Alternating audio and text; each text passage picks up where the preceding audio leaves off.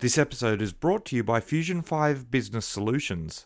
Stay tuned to the end to hear from Fusion 5's Technical Director for Modern Work and Security, Mark Montgomery, about how organisations can ensure continuous cybersecurity compliance without slowing down innovation or business agility. Hello and welcome to the IT News Podcast. Joining us today is Jamie Rossato, Chief Information Security Officer at research agency CSIRO. Jamie joined CSIRO in September from Lion Beverages and has an extensive background in IT and cybersecurity dating back 30 years. Jamie, welcome to the podcast. Hello, thank you for having me. So you've been CISO now at CSIRO for a little bit over 6 months. Can you tell me some of the first steps you've taken with just getting your feet under the table? Yeah, good start.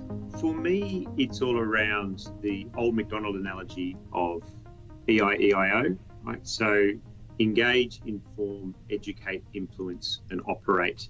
And so my first 6 months have really been around that engagement with the agency at all levels. It's important to get that relationship with, of course, the teams that you're now leading, getting the connections and engagement with your peers in both the technology area and then into the science areas, meeting the senior directors and the research directors, and then at the chief executive level as well. So really taking that first 6 months to listen and learn, understand what's important to them when it comes to their outcomes and their priorities, so that as you start to formulate the cybersecurity strategy for the agency, you're informed with a range of stakeholder perspectives that will no doubt shape how we execute cybersecurity into the future.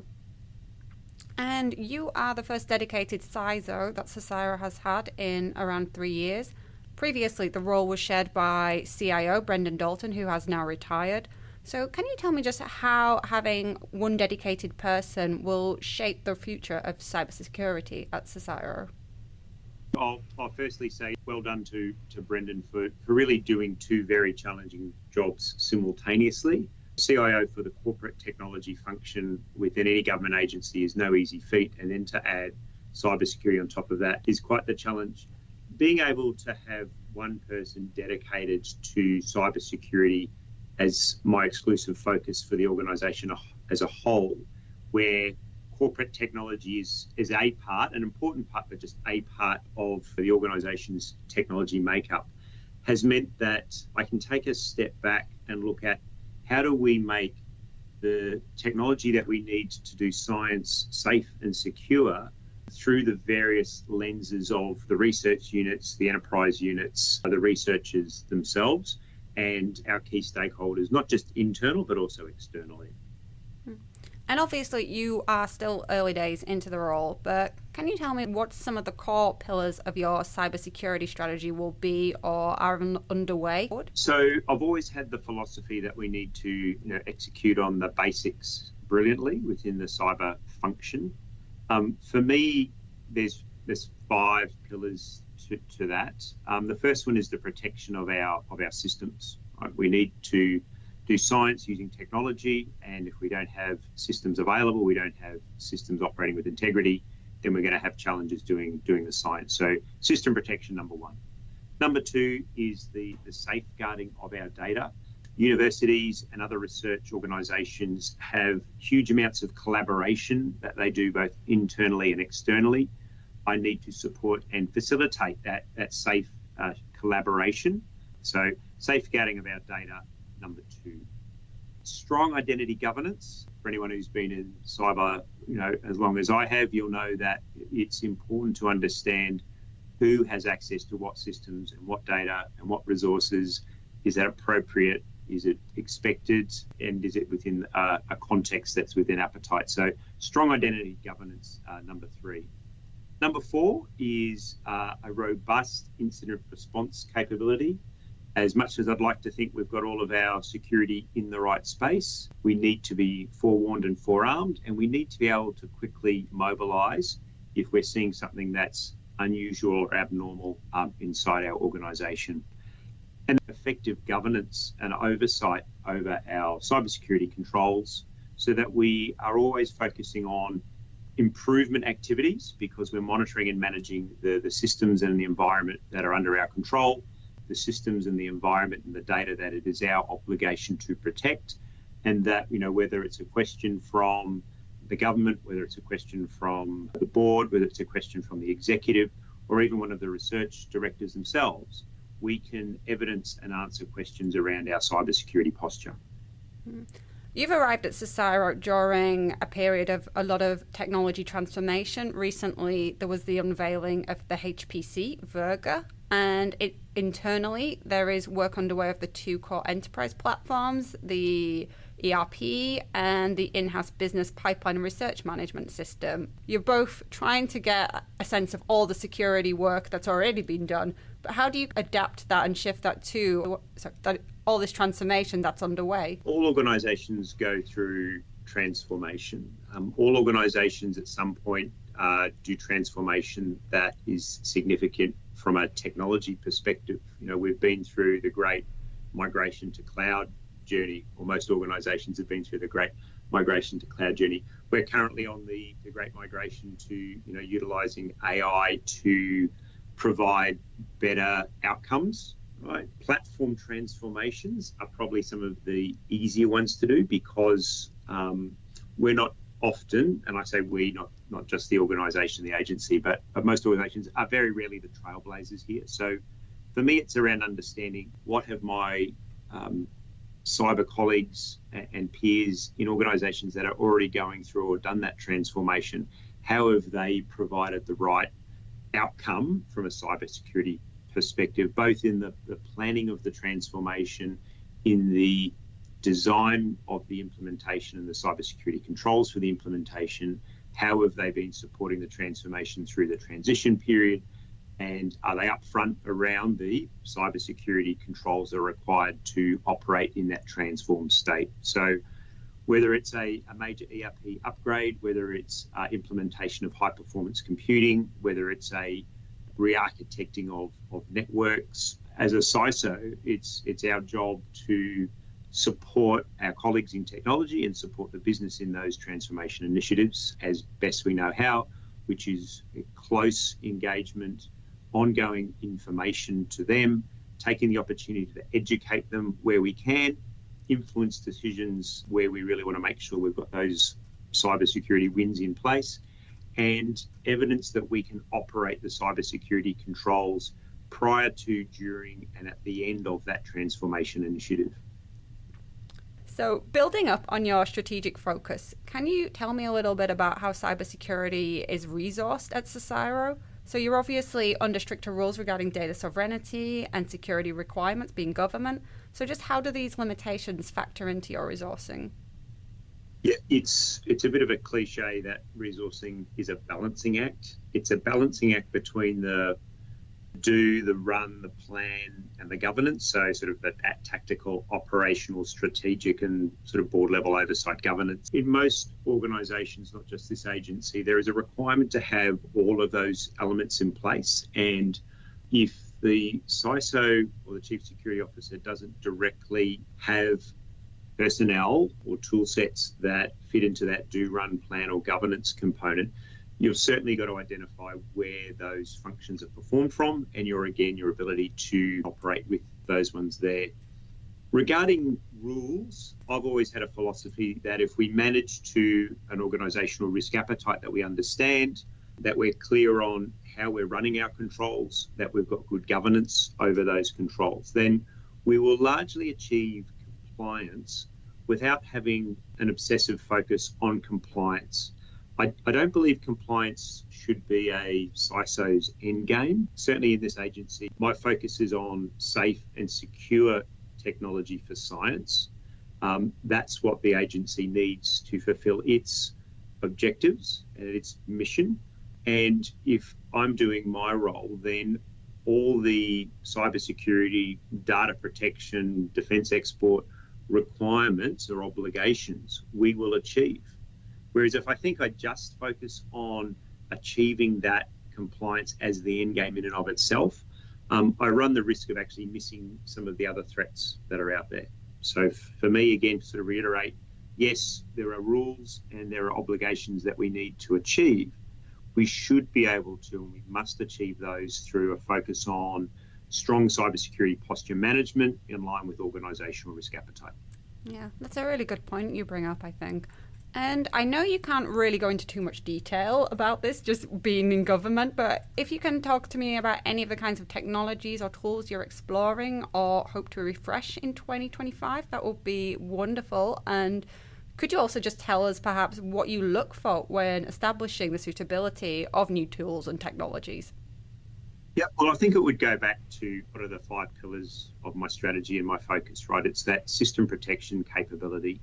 It's that data safeguarding capability. It's strong identity governance. It's robust detection and response as part of an incident response maturity, a capability uplift. And lastly, an ability to effectively and efficiently evidence strong and strong governance over our cybersecurity posture, and that the controls that we've deployed and the resources we've got deployed to provide that protective outcome are operating at the requisite level of maturity in line with any regulatory or legislative obligations that we have. In terms of what do I look for from a vendor? Well, value for the taxpayer dollar should be the number one response. Speaking more generally, I have had the best success with vendors who provide a capability that delivers what they say it will deliver. I've said it to a few vendors, right? I look to you because it does what it says on the tin, right? If I open a can of peas, I want to see a can of peas inside or peas inside the can. It's easy sometimes to overpromise and underdeliver. For me, I'd rather make sure that we are delivering what we've committed to deliver, because again, good governance should say, what is your control outcome? And are you actually achieving that with the resources allocated to you and the investment that you've made in the controls?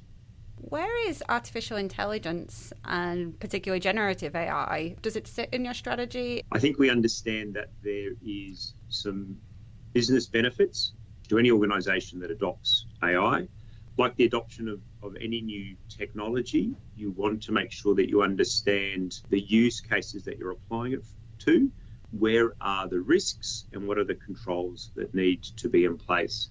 And probably another good example is not to talk to AI specifically, but when organisations went through outsourcing and they moved from having personnel working as a paid employee to a third party.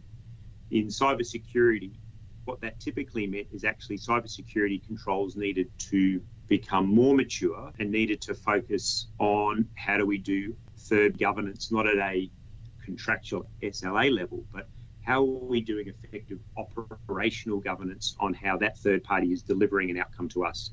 And AI at a very high level, where are we procuring this from? Do we actually understand what's happening underneath the hood?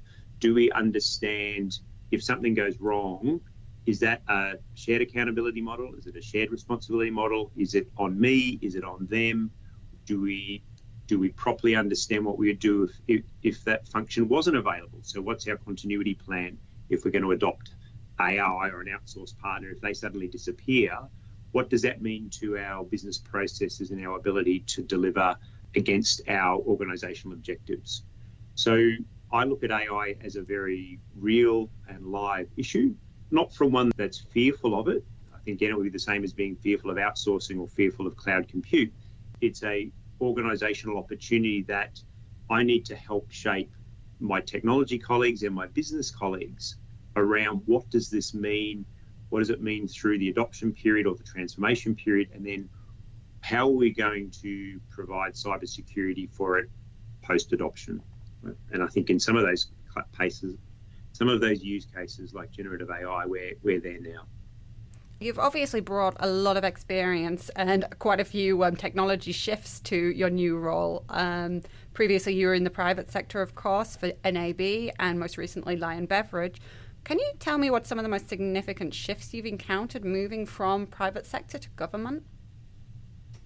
I haven't seen a whole lot of technology shift. It's not like I'm going madly into the future or madly into the past. I think a lot of the common technologies are there. I think from a personnel point of view, every organisation has its own culture. CSIRO's got a wonderful culture to be part of. I think, and this is a challenge I think in any large organisation, so this isn't unique to this agency or any government institution, right? It's that we need to make sure that, particularly as a cyber security professional, we need to be careful that our processes don't overwhelm our progress in the cyber security space. Like regulations, processes and procedures are there to ensure that we've got safeguards in which we operate. They're there to ensure that we don't backslide from a maturity perspective. As long as we don't impinge or impair the outcome that we're looking to achieve, and sometimes that outcome is in a time frame that in some cases we need to get more of a wriggle room on. For me, it's pragmatic use and exercise of process and procedure to achieve the outcome.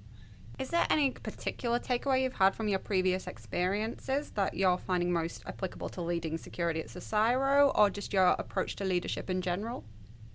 I think it's an approach in general. Probably the most applicable thing for me is really an understanding and an acknowledgement that cybersecurity is one of those few career areas where the function is operating against active threats. There's threat actors out there either for financial gain, for ideological motivation, for nation-state advantage, for let's see what we can get away with. But we are actively dealing with a range of threat actors, looking for the easy way in to see what they can do. So there's no room for complacency in cybersecurity. As a CISO, we're the ones who ensure that we've got a strategy in place, that we're getting the business cases up, that our security programs are executing as they need to. But ultimately, I'm probably one of the few functions where I'm worried about what's going to happen in the next 2 hours. I can have a great business case, I can have a great investment program running, I can have people I'm going to recruit or talent I'm going to develop, but ultimately it's the technology and the people on the ground that will deal with the crisis that may occur in the next 2 hours that is really going to be the measure of our cybersecurity posture. So no room for complacency in cyber. We're always looking to progress our controls, mature our controls, extend and expand our controls, understand more of our environment, put things into context, and detect and respond rapidly to things that we see in our environment that shouldn't be there. And lastly, for anyone who is looking to make a career in cybersecurity, what would some of your key advice be? There's a couple of things. Depending on where you start from, if you're an operational person, make an opportunity where you can to look at the governance and the risk side of the equation. There's a logical path from doing operations into architecture and design. At some point, take the governance or the risk-based view. It'll give you a much better horizon of what you need to get. If you're in that governance and risk space or business analytics space, you can make a career start in that space in cybersecurity. But if you get to a team leader role, take an opportunity to step into running an operations team.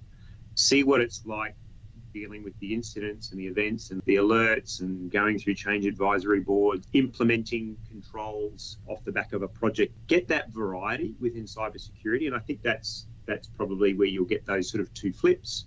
Certainly, if you're working in a cyber ops function, that can have an area of focus. I would suggest that you take the opportunity to look at what else there is to offer within cyber security as well. If you're doing pen testing, look at threat hunting. If you're doing threat hunting, look at blue teaming as a SecOps person. If you're doing security operations in the firewall or the network space, have a look at identity and what needs to be done in that space there. So really, as you grow, take the opportunity to learn more about the variety of controls that you need to operate within an enterprise environment. Part of my role is as an educator to be able to explain security controls or security concepts to people who are very busy doing their own thing, whose attention span is by necessity limited. So being able to educate with the amount of time that you've got available in context with the audience is really important. Understand influencing skills. That's not just around being an all-round nice person, though that does help, but being able to see, I can't always tell someone what to do. How do I learn the art of influencing, right, to shape decision making. And lastly, be a competent operator in whatever you do. You need to do that well. Again, back to that piece of execute the basics brilliantly.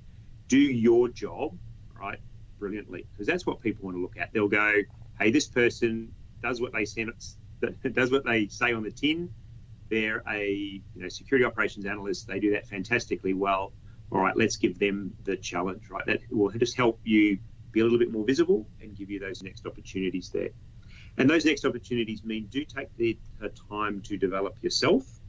And as you grow into team leadership roles, take the time to work and develop the talent that you have around you. That will pay dividends into the future.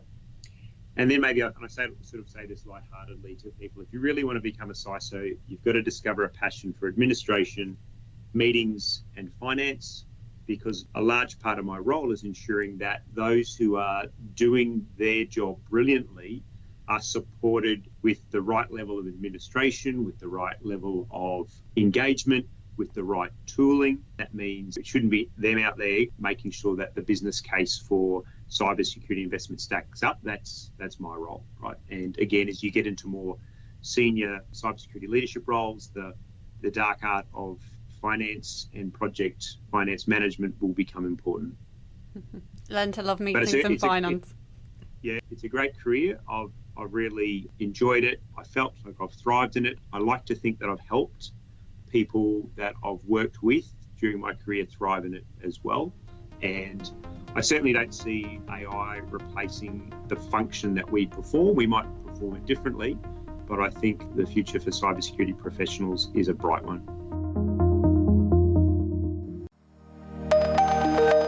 As organisations work towards a more mature security posture, strong leadership and stakeholder trust are essential foundations for continuous cybersecurity compliance. Mark Montgomery, Technical Director for Modern Work and Security with IT solutions provider Fusion 5, joins us to discuss the strategic steps organisations should take on their compliance journey. So, Mark, why is compliance readiness from day one important when establishing a cybersecurity roadmap? Starting with compliance readiness really sets a strong foundation for a secure and resilient organisation, ultimately benefiting both the business and its stakeholders. It allows organisations to proactively manage risks by identifying and addressing potential cybersecurity gaps early on. This proactive approach helps prevent incidents rather than just reacting to them. Adhering to regulatory requirements and standards such as the Privacy Act, the Cybersecurity Act, or the APRA CPS 234 from the start really ensure that organisations can avoid hefty fines, legal issues which can be costly and damaging to their reputation. It builds trust with customers, partners, showing a commitment to protective sensitive data. Integrating compliance into cybersecurity roadmap enhances an organisation's overall security posture. It also aligns security measures with industry best practices, making systems more resilient against cyber threats. This is also cost effective as it reduces the need for expensive retroactive fixes. So what strategies can organisations adopt to ensure compliance without slowing down innovation or business agility? Yeah, I think balance is really the key with compliance and innovation. It can be challenging, but it's obviously achievable with the right strategies in place. A key example that we see is having flexible IT policies. It's really important that they're robust and flexible, regularly updating these policies to align with evolving compliance requirements and business needs can prevent them being too restrictive for organisations.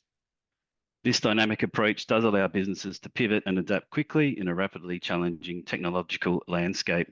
Some recent examples we've seen with this have been through the adoption of AI, where organisations have had to pivot really quickly on their policies, which can allow their users to benefit from AI tools but in a secure and compliant way. A great example with our customer base has been through the adoption of Microsoft Copilot. By using the tools provided with their existing subscriptions, organisations have been able to leverage AI in a safe way, ensuring that any confidential proprietary information is not being used to train other AI models and all of their data remains within their control and boundaries. What role should technologies like AI and automation play in maintaining continuous compliance and audit readiness? Yeah, that's a great question. I think AI and automation tools definitely monitor systems continuously for compliance and regulatory requirements. Some great examples: they can scan for vulnerabilities, they can check configurations, ensuring that policies are consistent and they're applied across all devices in the environment. Automation can ensure that security policies are also enforced in a consistent manner. This does reduce the likelihood of human error and ensures that all systems adhere to the required standards defined by the framework. AI can also be used from an analytic point of view, providing insights into trends and areas for improvement. And we see this a lot in our platforms, can really help organizations continuously refine their security measures and stay ahead of any emerging trends.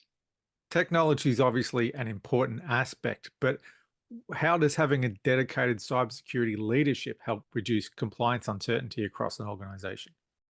You do need to have that balance with business and technology in the environment in your organization. So working with a team across IT, you see leaders within the business, making sure that you're all on the same page, you understand the frameworks that you're adhering to, and really making informed decisions from the data that you've got.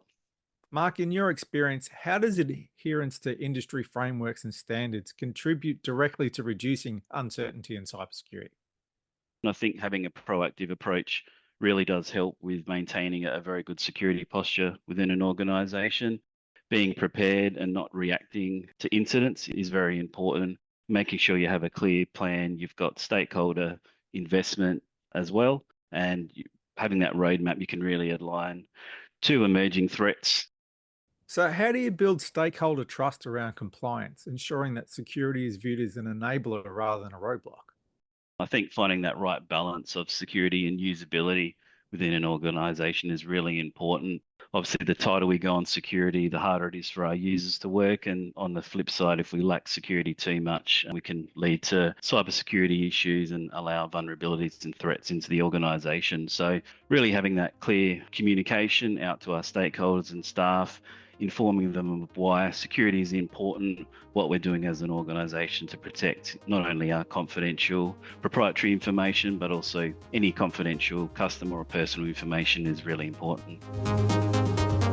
You've been listening to Mark Montgomery, Technical Director for Modern Work and Security with IT solutions provider Fusion 5, sharing how organizations can ensure cybersecurity compliance without slowing down innovation or business agility.